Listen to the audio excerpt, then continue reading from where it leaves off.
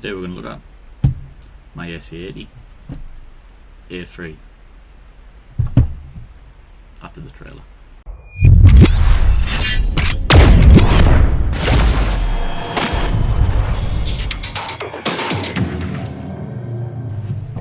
So this is my SA80A3. This is made by Ares.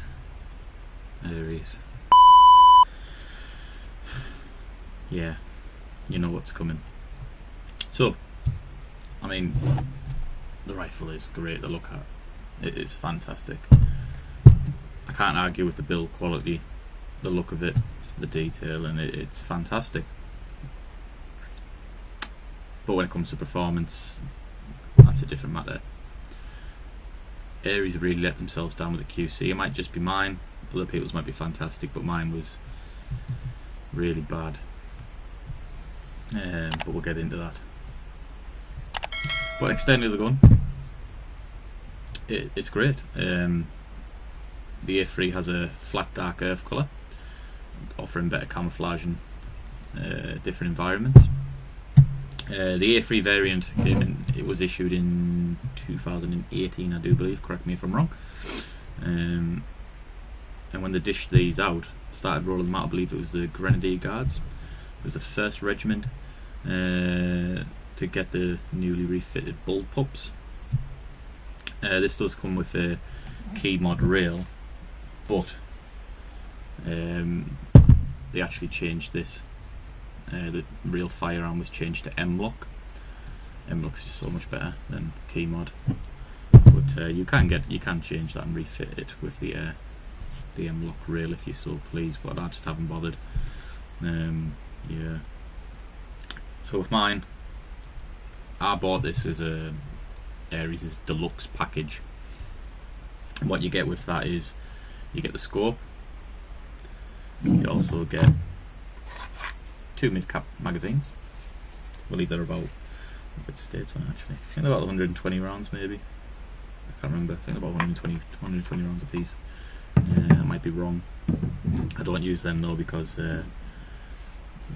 the EPMs do work in this, so I do stick to my EPM magazines. You also get the foregrip, which has a pop-out bipod as well, by just pressing this little button here. That just pops out. So if you are stationary, if you are using stationary or whatnot, you know, you have the choice of having the bipod instead of like trying to aim the rifle and holding it with your arm.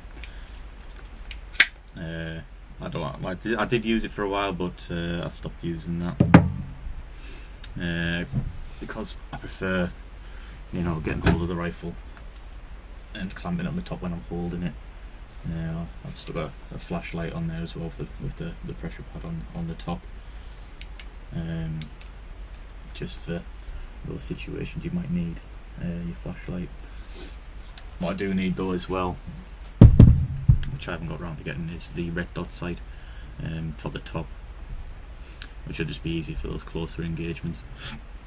I've stuck a kill flash in there just to protect the sight itself. But getting down to the nitty gritty. Oh, one thing I did forget actually, which is pretty cool. It does come with its own carry case as well, with all the accessories in this as well. Right. So the bad parts.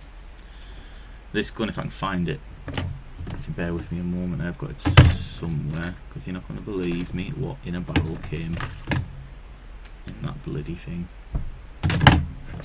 That little thing there, I mean, that's like the size of a bloody pistol in a barrel. That's ridiculous. You know, that's obviously I put the Prometheus 460mm in a barrel in it, but that there was it's tiny, absolutely tiny. They really dropped the ball with the QC, which they signed the certificate saying it passed the QC. I mean, that's ridiculous. You know, I think it was really low on power. You know, so that was the first thing I checked, was the inner barrel, and then lo and behold, that was what was wrong with it. The MOSFETs in this, they have their own special MOSFETs down to the EF something system. that was, when I've got this, was, so your fire selector was firing the opposite way around. So, you know, fully auto was firing semi and semi was firing fully auto. So obviously when you spend a lot of money you want that to be correct. So, you know, I pinged off an email to Ares and they said, yeah, it was a faulty system. You know, to be fair to them, they did send out a replacement to me straight away. Now, I'm not, you know, savvy with my tech and all that. I don't pretend to know everything and know how to do it.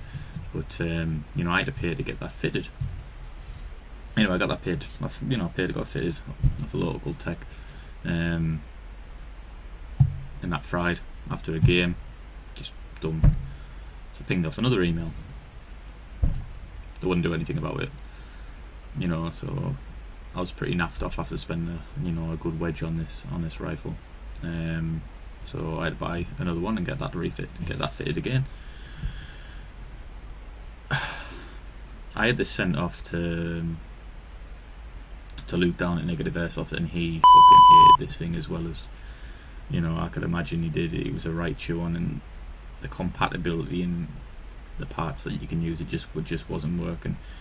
You know, we have got it to a place where, you know, where it's actually usable and, you know, half decent, but it had the potential to do so much more with the proprietary parts and what. I don't know why airsoft companies do this. It just limits, you know, the potential on what you can do with these RIFs. But you know, that's another argument I have. It's been, you know, it's been re-shimmed in service, and what, there was no shimming in there whatsoever, so that was really poor as well. But yeah, battery space, I should touch upon that. So the battery space, the battery is actually housed in a pistol grip.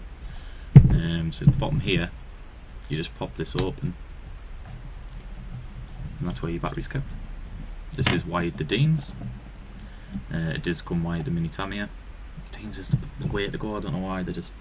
Well, I mean, most manufacturers are now starting with the new RIFs coming out. They are starting to get on board with Dean's connectors, but you know, it's not a massive amount of room, but you know, I've got 1100 milliamp LiPo in there, you know, and that fits comfortably in there. So the battery's connected. This does come out the box as blowback, but I've disabled, mine's been disabled, because when Luke had this apart, once this was to go, the little bit would have dropped into a part of the rifle itself, and it would just knock the rifle. So, you know, made the decision to get rid of the blowback. The blowback on this thing is extremely weak as well, so it really didn't make any odds to me. It's not like the G&G where it's got a good strong blowback. This was really weak. I don't know why they put it in there when it's just so poor. But your bolt does lock back, which has got a. This is proprietary as well. I mean, I don't know why to do it, but you know, you've got your hop adjustment in there. It's like a wheel. You know, it's not that. That's Ares. Goes forward. Your dust cover back on. But just to give you a sound of the rifle itself, it yeah, it doesn't sound too bad, but you still feel a little bit of, you know, a bit of a kick, but it's not massive like the G&G. It does feel a lot better. I'll put it on full auto. No, so it's got a decent fire rate. But yeah, it was just really underwhelming, to be honest with you. Externally they look great. They do. They look fantastic if you like the SE80s. But the performance, and it just for what money, you know, people have to pay for these bits of kit. It's disgustingly bad, to be honest with you. I won't buy an Ares again. I won't, unless, you know, something miraculous happens, but I doubt it. But it's just, I will not touch them again. And I was just so disappointed, to be honest with you. But you know, it will perform now. but I've had to spend a considerable amount of money to get it where it half decently should be. Not when I'm spending, you know, the upwards of nearly £600 for a deluxe package that, you know, comes with the bells and whistles, but it was just so terrible.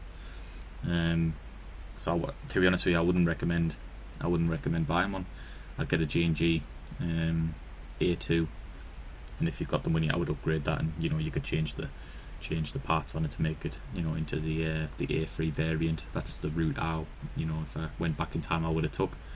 And you're going to get a really strong, better performing rifle than, you know, the Ares itself. But yeah, overall very, very disappointing, to be honest with you. So yeah, that's my S80A3. Looks good, performs alright now, but very poor out the box. Very disappointed with Ares. I will not touch them, like I say.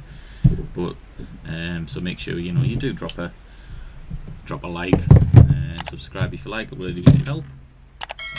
The old growthage on YouTube. But yeah, cool. Thanks for watching, and I will see you in the next video. Cheers.